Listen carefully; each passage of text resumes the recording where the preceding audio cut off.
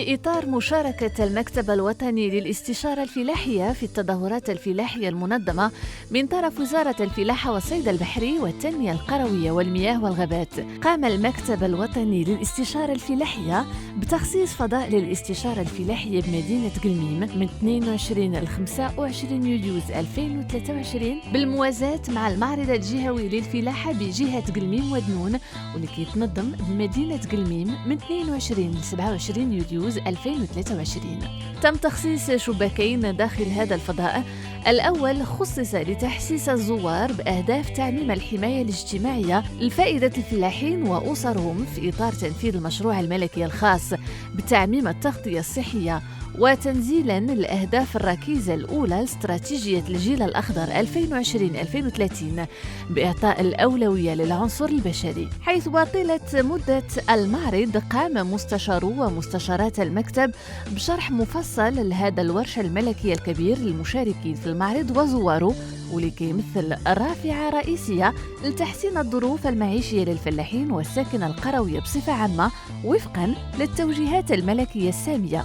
كما خصص المكتب الوطني للاستشارة الفلاحية شباك آخر خاص بالمقاولين الفلاحين الشباب حاملي المشاريع الفلاحية في العالم القروي، حيث قدم مستشارو ومستشارات المكتب توجيهات وشروحات حول كيفية إنجاز المشاريع الفلاحية وكيفية استفادة هؤلاء الشباب من الدعم والتمويل والتكوين ومرافقتهم من طرف مختلف مؤسسات ومصالح وزارة الفلاحة والصيد البحري والتنمية القروية والمياه والغابات لمساعدتهم على إخراج مشاريعهم للوجود وكذا الاستفادة من المواكبة والتوجيه والاستشارة. اليوم كنتواجدوا في المعرض الجهوي للفلاحة بجهة قلميم ودنون المنظم على هامش أسبوع الجمال، وكما جميع التظاهرات الفلاحية المنظمة على الصعيد الوطني، المكتب الوطني للاستشارة الفلاحية دائما حاضر عبر خلق هذا الفضاء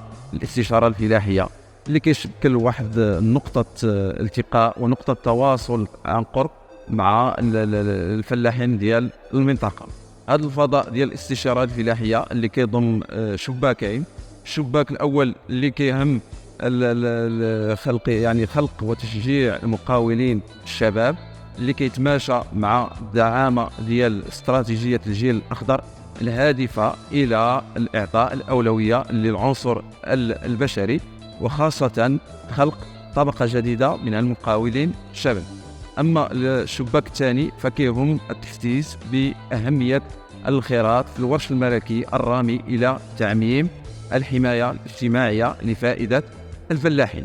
وهذا الرواق ولا هذا الفضاء كيعرف واحد الإقبال جد مهم للزوار والفلاحين ديال المنطقة. وفي هذا الإطار عرف فضاء الاستشارة الفلاحية دينامية ونشاط متواصل من طرف مسؤولي الاستشارة الفلاحية والمستشارات والمستشارين الفلاحيين، أهم بالخصوص تقديم الشروحات والتوضيحات لمختلف الزوار بخصوص ريادة الأعمال للمقاولين الفلاحين الشباب والمنصة الرقمية للتواصل ودعم الاستشارة الفلاحية أرضنا، وبشكل خاص قاعدة المعرفة الفلاحية وشبكة التواصل الاجتماعي الفلاحي لما كتحظى به من أهمية في ربط الفلاحين والشباب والمرأة القروية بالدعائم الرقمية للاستشارة الفلاحية، واللي كتتيح لهم الحصول على كل المعلومات والأجوبة الناجعة لتساؤلاتهم حول مشاريعهم الفلاحية.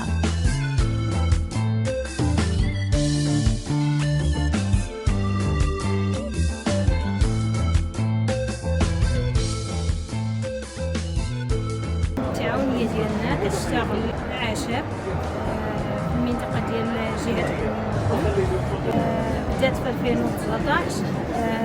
التعاونية خدامين فيها جميع العيالات اللي ما خدامينش، واليوم كاينين في معرض الفلاحة اللي كتنظم مناسبة أسبوع الجمال. وجينا المعرض ولقينا فيها واحد الفضاء ديال الاستشارة الفلاحية اللي معمرة خلاتنا لا في النصائح لا في المواكبة لا في التوجيهة. الحمد لله لقينا معاهم راحتنا وعطاونا بزاف ديال الفرص، ونشوفوا شنو الجديد اللي كنخدموا المقاولات والتعاونيات الفلاحة.